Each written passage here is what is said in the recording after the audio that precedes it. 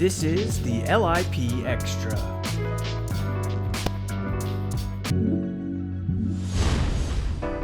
Hey there, I'm Ryan from Positive Athlete.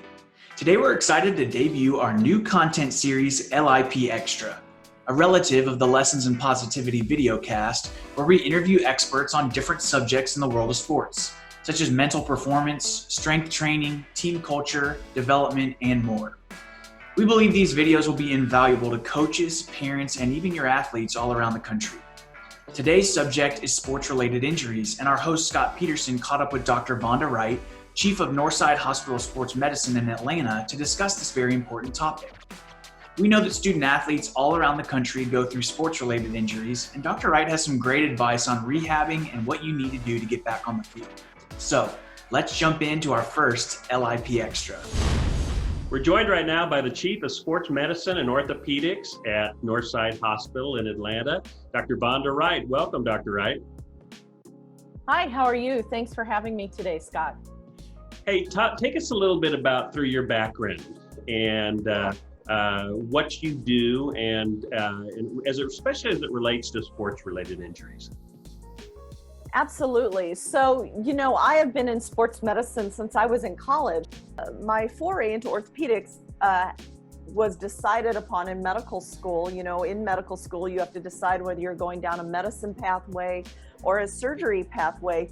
And as I went down the surgery pathway, because, I was given these hands that I can see in my brain how something needs to be, and my hands are capable of making it, which is really helpful as a surgeon.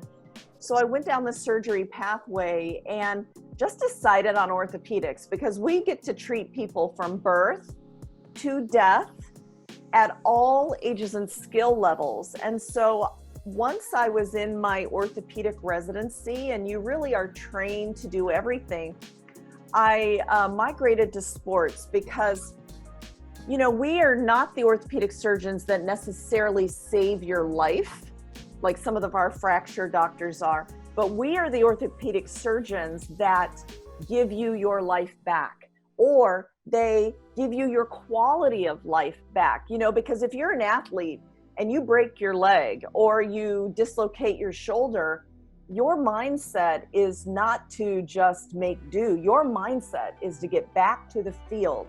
And so it's really an amazing career to get to put people back into the shape they were, and then rehab them up with speed, agility, and power so that they can live the life that they envision. And that's what keeps me going every day, is taking care of athletes of all ages and skill levels and giving them the lives that they want to lead. Many of the kids that'll be watching this have either suffered an injury and they're at one point, they've gotten back, or they're just they're dealing with it now. What advice would you give them in terms of the approach to getting back? I mean, they want to get back so soon because they want to help their teams. They want to get back on the field and show that they can do it. But talk a little bit about that mindset that they should probably have. Yeah, it's really hard to be hurt, especially if it's your first injury. If you're a 16-year-old and it's your first big injury, you've torn your ACL maybe, it is hard, not only physically because it hurts, it's hard emotionally because most athletes are really driven to do their very best. But it's hard socially because for most athletes, the team is their social group. And so when you're hurt, you're not actually out there anymore. So my approach for young athletes is to give perspective.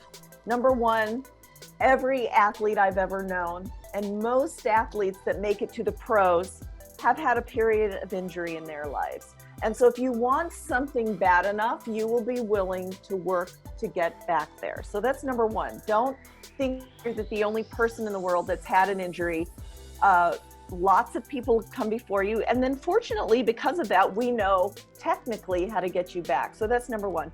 Number two, the perspective is faster is not better. We need to wait on the biology of your young, healthy body to heal, and then take you through all the steps to rehab so that you don't re-injure yourself.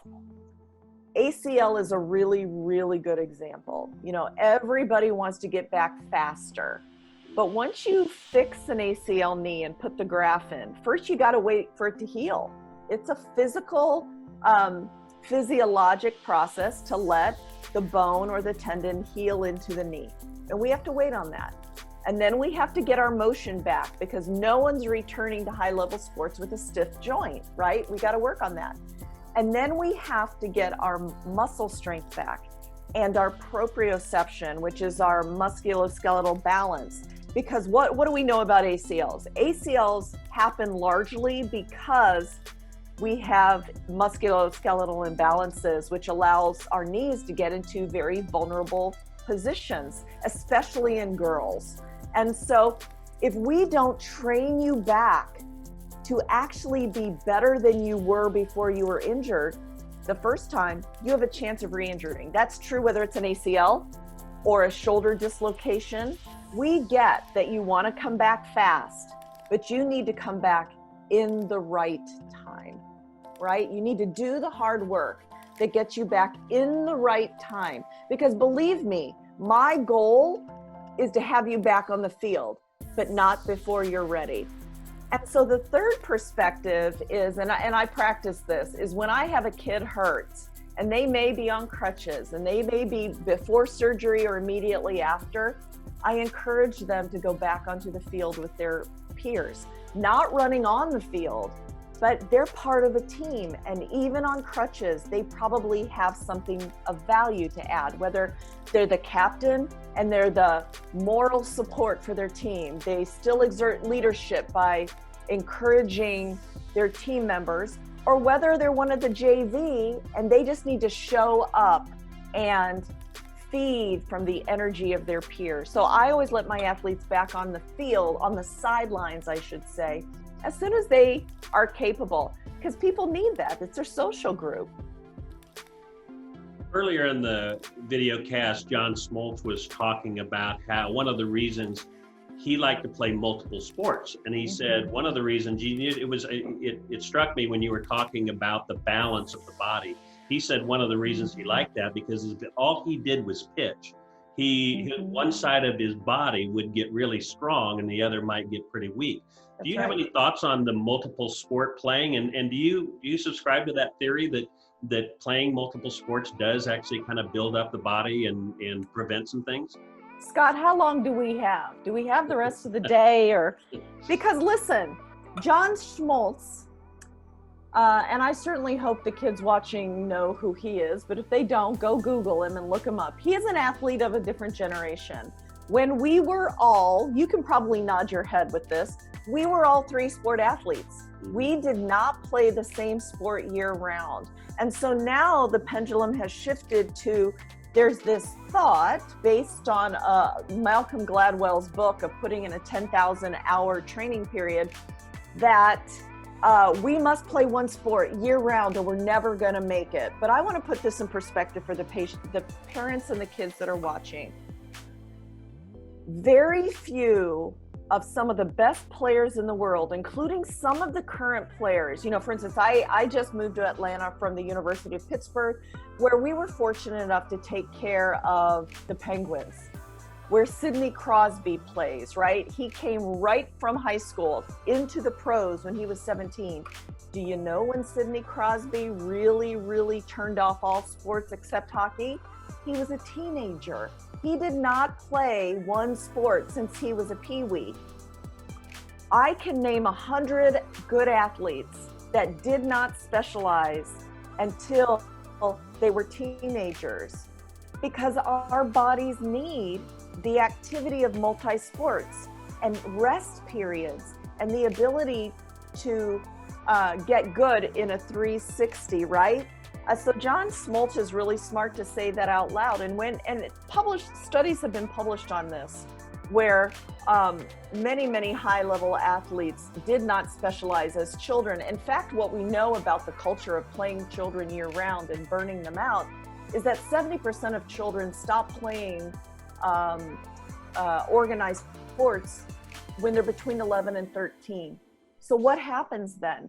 They do not build activity for a lifetime, and we're raising very unhealthy people. So what do we need to do? We need to encourage play, but not year-round organized sport where you do the same thing day after day after day. And you know, for a kid in baseball, you probably have a lot of kids in baseball watching this because of John on this segment. If you do the same activity day after day, if you pitch day after day, you will change the shape of your bones. Because as we're growing, our bones respond to the stress put upon them. And so that's why we limit pitch counts. And that's why we're very concerned about multi-training young athletes. It's not because we want to keep them from what they want to do. It's because we want them to be able to play longer in an uninjured thing. But you know, there's so many social pressures right now. Parents believe that this is the way you train athletes. And we know that it is not necessarily true, but it's a hard tide to push back against at this point. Yeah, I was going to say, one of the things about that is parents are often concerned about, well, what can we do for our kids to prevent injuries? And so in terms of what I think what you're saying is a lot of it has to do by building muscle in those areas. That's one of the best injury preventions you can possibly do, because you don't necessarily know when you're going to have Tommy John surgery or you're going to have an ACL tear or those kind of things, do you? Well, you know what, taking care of a young athlete, training an athlete, whether you're a peewee or you're a pro, is the same. They're the pillars of training for performance. So what are they, right? You have to build a skill set, right? So people get that. There's no problem with doing reps of a skill set, but you need to cross-train the other muscle groups on the opposite side of the body. Or if most of your sport taxes the back half of your body, we need to train the front. You know, we need to spend a lot of emphasis not on heavy only Olympic lifting. There is such a place for that, but sometimes that's all people do. We need balance and proprioception, and we need flexibility. So there's that. But people forget that sleep is a pillar of performance. You know, pro athletes have gotten this. Many pro athletes protect their sleep at this point. Do not bother them for 9 to 10 hours a night. Children need sleep. You cannot practice them until 11 o'clock at night and then send them out the next day to do a 3-day tournament where they don't get to sleep. Their bodies need sleep. Their brains need sleep. Their muscles and tendons need sleep. So that's the second pillar. So you've got the training, you've got the sleep. We need to be concerned about what our kids eat. And that does not mean loading them up with tons of different kinds of supplements. We need them to have a well-rounded, whole food diet. I always say that nature did not create fluorescent food. If your kid is eating only fluorescent food, that is not from nature. That is processed. It's full of sugar and salt. And nutrition is so important. And it's hard as a mother. You know, you've talked to my husband. We raised 6 athletes together. When you're packing a bag for them to take to the field, it's hard to know what to put in there. But what you don't do is give them food for recovery that's a box of donuts or chips or sugary drinks. We have to be concerned about whole nutrition. And the pros are. That's why we cooked for our Penguins 3 times a day. The pros have gotten the message. If you want to raise a pro, treat them like that with good food. So performance and sleep and nutrition. And then, listen, these are children, parents. Sports have to be fun. Even pro athletes have so much fun when they play that it's a joy for them to get up. I mean, some athletes don't want to retire because they don't want to miss out on the joy.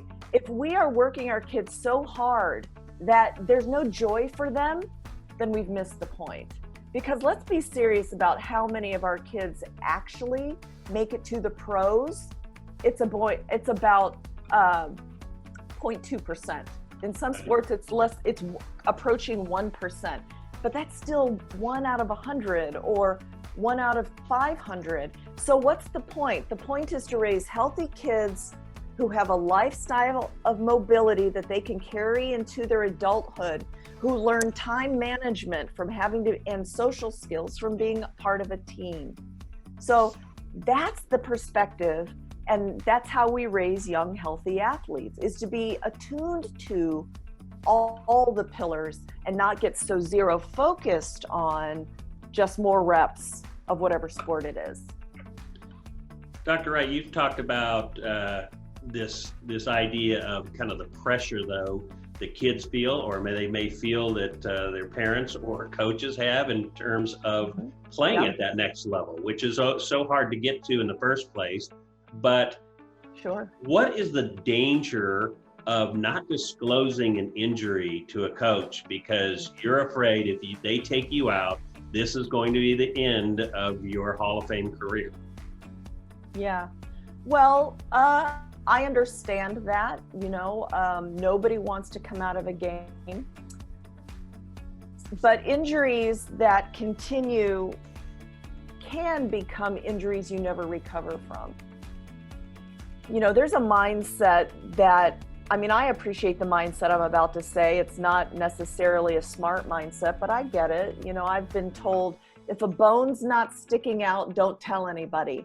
Well, okay, once your injury is so bad that somebody else can notice, then maybe we should have reported it before. So there's a line, and I've been taking care of athletes a long time. So I realize it's a line and I don't have an answer to it. You don't need to tell me every time you feel your knee, but you need to tell me when you feel your knee every day or it's sore at night. We need to know that so that we can give you rehab. We can put ice on it. We can strengthen the muscles around it. It's not necessarily that we're going to take you out, but if you let that little thing accumulate, and maybe you get weaker on that side than the other side, that's when you're going to have a big injury. And so I realize nobody wants to tell, but when you have a persistent pain and it's affecting your performance, you need to tell somebody so that we can intervene and help you. Because believe me, our goal is to put you back on the field. Your coach's goal is to put you back. He wants the best, or she wants the best player on the field. So they want to put you back too. Number two,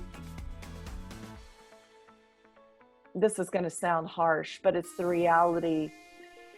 If you're hanging on by a prayer, if you're the best player, you're going to recover and you're going to go back onto the field. You are. Your coach is going to keep you off just because you had an injury. If you're hanging on by a wing and a prayer, I totally get why you wouldn't want to come out and lose your place. But that just means as we rehab you, we need to be focused on making you better than you were. Speed, agility, power, getting you back to a skill set that's better than you were so that your position on the team isn't so tenuous. So that's kind of this dichotomy that I live as a sports doc, wanting you to report early, but wanting to get you back better than you were. Dr. Wright, thanks so much for joining us and all this great information. I hope we can have you back on some more episodes because there's so much more we could talk about relative to this. But you're giving the kids a good perspective and hopefully their coaches and their parents too, is the mindset of an athlete. And we appreciate all that you do to get our athletes back and up and rolling again. And thank you for what you've made a career at and being so great at it. Well, thank you so much for having me, and I would be happy to talk about any of these things multiple times. Thank you, Dr. Wright. Bye-bye now.